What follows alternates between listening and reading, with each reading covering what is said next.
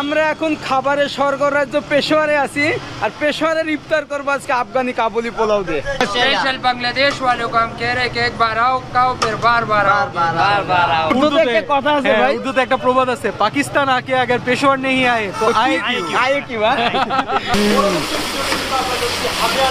দেখুন